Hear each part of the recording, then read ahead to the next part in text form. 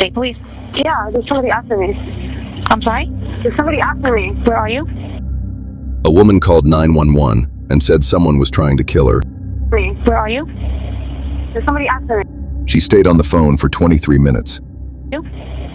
There's somebody after me. Okay, where are you? Then the call ended, and she vanished.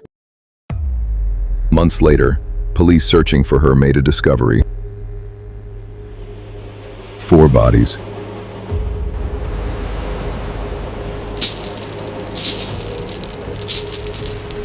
Then more. What investigators uncovered would become one of the longest serial murder investigations in the United States.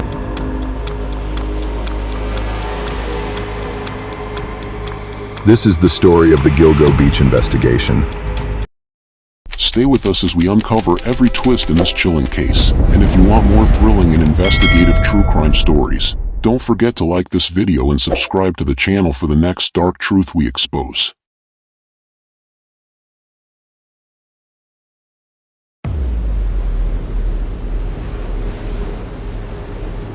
The call came from a quiet Barrier Island community on Long Island. The area is known as Oak Beach, a small residential community connected to the mainland by a single highway.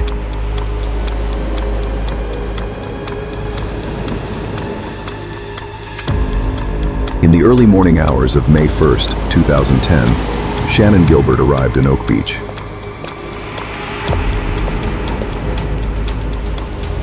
She had traveled there with a driver to meet a client.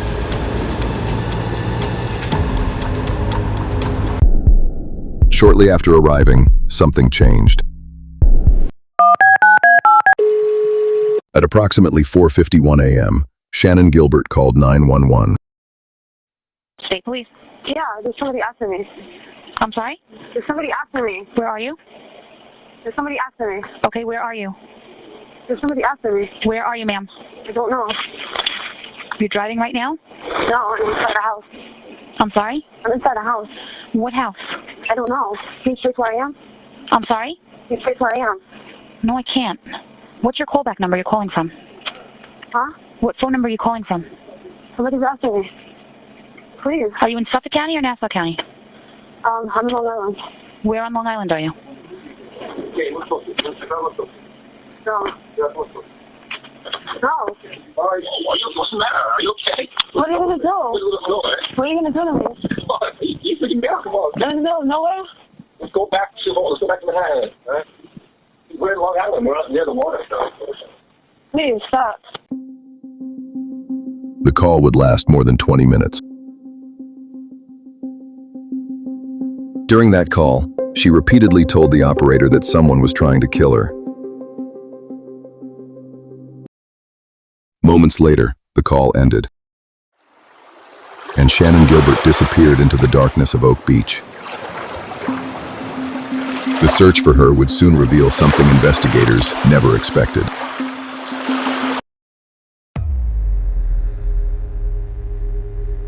In the months after Shannan Gilbert disappeared, police began searching the area surrounding Oak Beach. The search extended along Ocean Parkway, a narrow highway running across the Barrier Island. Then in December 2010, a search team made an unexpected discovery. Police search dog moving through tall beach grass. Human remains.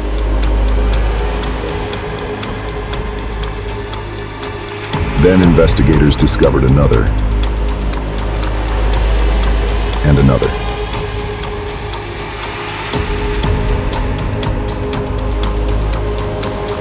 Within days, the remains of 4 women had been found. They were later identified as Maureen Brainerd Barnes, Melissa Barthélemy, Megan Waterman, and Amber Lynn Costello. All 4 women had worked as escorts and had advertised online. Investigators now suspected they were looking at something far more disturbing than a missing person case. Because the search did not stop with those 4 victims, more remains would soon be discovered along the same stretch of coastline.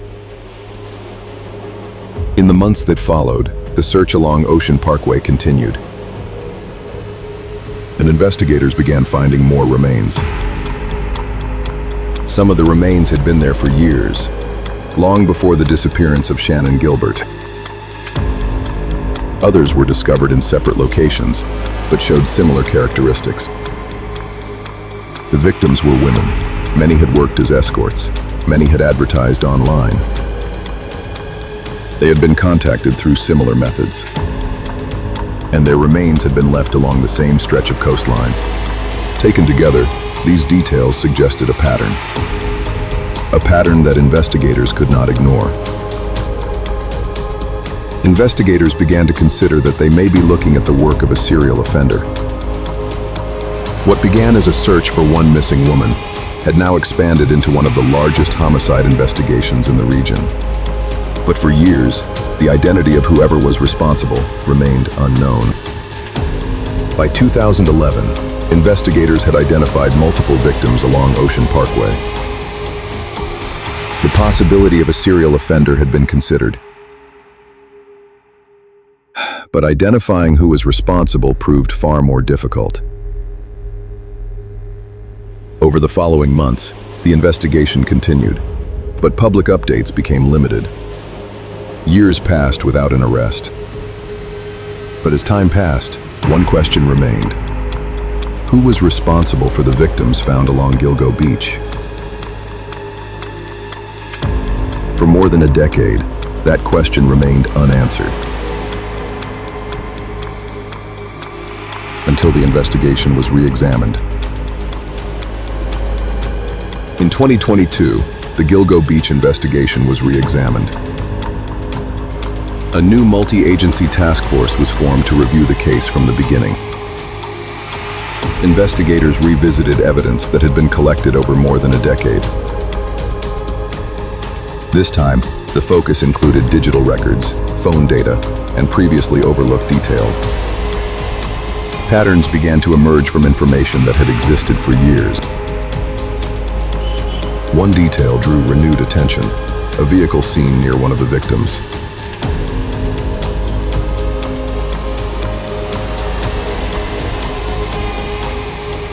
Witness information, combined with phone data, helped investigators begin narrowing their focus. From a wide field of possibilities, attention began to concentrate on a smaller number of individuals. Surveillance and additional analysis followed.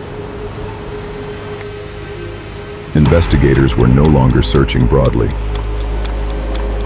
They were focusing on a specific individual. After more than a decade, the investigation was moving toward a name.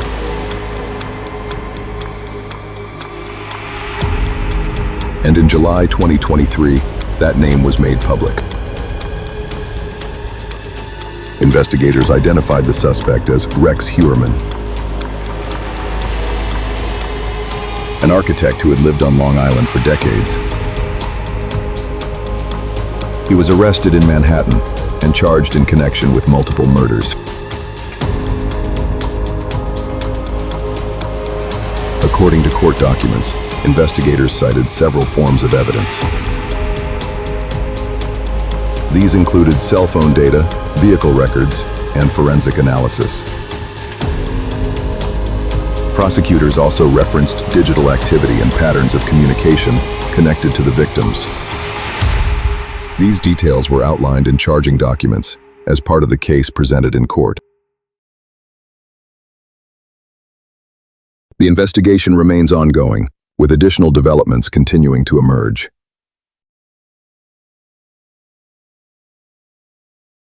What began as a search for one missing woman had led to the identification of multiple victims over more than a decade.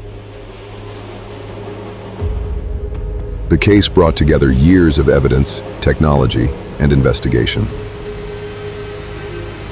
But it also left questions that are still being examined. And the responsibility to report it accurately remains.